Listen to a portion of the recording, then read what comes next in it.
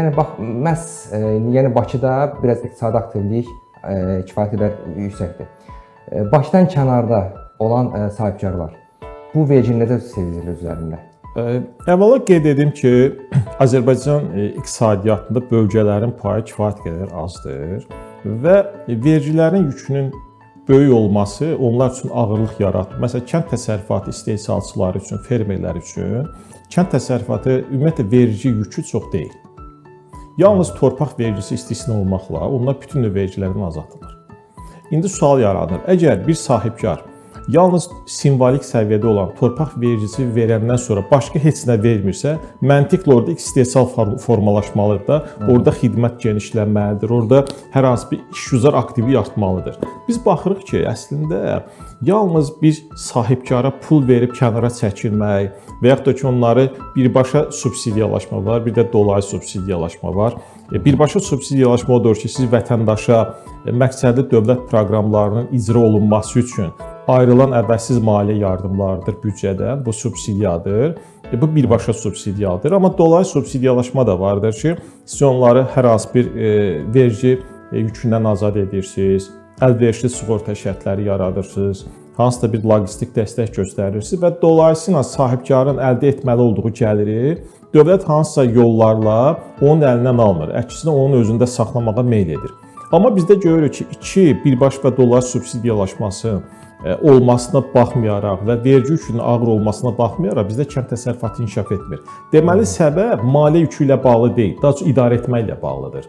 Və ona görə də bizim bölgələrimizdə hazırda kənd təsərrüfatında vəziyyət bundan ibarətdir ki, məsələn, məşğul əhalinin 38% kənd təsərrüfatı sahəsində çalışır. Hər halda rəsmi məlumatlara görə belədir, amma məsələn, mən şəxsən hesab edirəm ki, Azərbaycanda əmək qabiliyyətli əhalinin 38% kənd təsərrüfatında çalışmır. Belə deyək ki, məsələn, onun torpaq adına torpaq var. Məsələn, Şəmkirli bir vətəndaşımızdır. Şəmkirdə qeydiyyatdadır, amma məsələn, Rusiyanın bazarında hansı bir ticarətlə məşğuldur. O məntiq olaraq məşğul əhali qrupu olaraq Azərbaycan Statistik Komitəsinin məşğul əhali kimi qeydə alınır. Lakin o istehsal etdiyi məhsul, xidmət, məsələn, Rusiyanın ümumi daxili məhsulundan hesablanır. Və bu tipli müqayisələri daha da artırmaq olar. Deməli, məsələ bizim kənd təsərrüfatının inkişaf etdirilməsi üçün daha çox belə deyək ki, çox çeşidli, çox variantlar təklif etmək və bunun nəticəsini ölçə bilməkdən ibarətdir. Məsələn, siz fermerlərə verilmiş subsidiyalar hesabına düşünə bilməzsiniz ki, kənd təsərrüfatının ümumi daxili məhsulda həcmi artmalıdır. Məsələn, o məntiqlə biz yanaşsaq, 2007-ci ildən Azərbaycanda enerji daşıyıcıların qiymət artımından sonra subsidiyaların verilməsinə başlanılıbdır. O vaxtdan indiyə qədər təxminən 3 milyard manata yaxın aqrar subsidiyalar verilibdir.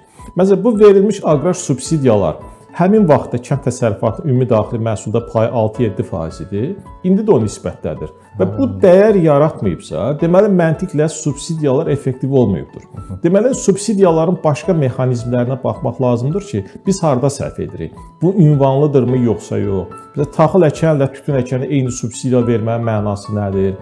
Və yaxud da ki, Maliyyə Nazirinin son hesabatına siz baxdınız və sizin mən saytınızda da mən rast gəldim ki, məsələn, hər iri buynuzlu deməli heyvanların balası üçün 100 manat subsidiyalar verilirdi. Amma Maliyyə Nazirinin hesabatına göstərilir ki, deməli əksinə ölkədə iri buynuzlu və kiçik buynuzlu mal-qaranın sayı azalıbdır. Bu subsidiyalar verilirsə məntiqlə artmalıdır, amma biz əksin görürük. Bu Kobra effektinə bənzər bir anlayışdır ki, həqiqətən dövlət bir siyasət yürütmək istəyir, başqa bir reallıqla üz-üzə qalır. Ona görə də kənd təsərrüfatı siyasəti yalnız əlahiddə bir sahə deyil ki, məsələn, siz orada güzəştləri daha çox artırasınız və nəticə əldə edəsiniz. O zaman belə deyək, effektiv ola bilər ki, kənd təsərrüfatı siyasəti, məsələn, vergi siyasəti ilə uzlaşdırılsın.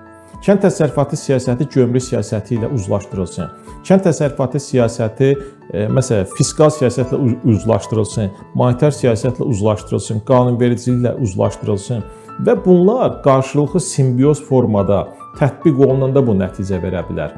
Ona görə də kənd təsərrüfatında hansı bir tutaq ki, məhsul istehsalının yaradılması həmin sahədə məhsuldarlığın artması mənasını vermir. Mən bir neçə nümunə deyə bilərəm o fikirlərimlə bağlı. Məsələn, siz Efiopiyada məsələn 54 milyon inək var.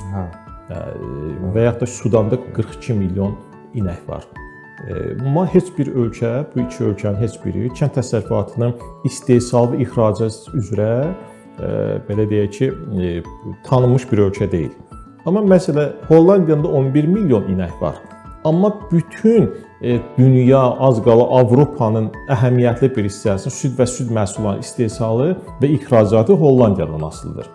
Və kənd təsərrüfatı məhsulları da daxil olmaqla süd və süd məhsulları Hollandiya ən böyük kənd təsərrüfatı istehsalçısı kimi tanınır.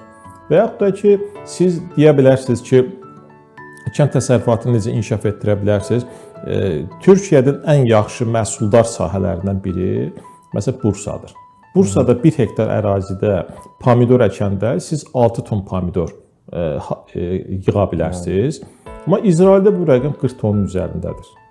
Yəni bu onu göstərir ki, çoxlu sayda belə nümunələrin təbii ki, sayını artırmaq olar.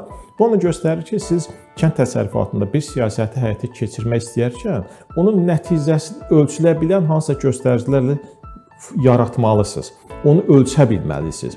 Yoxsa büdcədən vəsait ayrılır, vətəndaşın vergiləri hesabına toplanmış vəsait verilir fermerlərə. Onun da şəffaflığı biraz qaranlıq olur, səmərəsi qaranlıq olur, hesabatlığı qaranlıq olur. Onda biraz mənasız bir fəaliyyət olur. Ona görə də əgər 2007-ci ildə başlanmış bu subsidiya siyasəti arzu olunan nəticəni vermirdisə, bunu bir müddətdən sonra ya mexanizmi dəyişmək lazımdır, və yaxud da ki, o siyasəti dayandırmaq lazımdır və bunun əsasında iqtisadiyyatı qurmaq olar.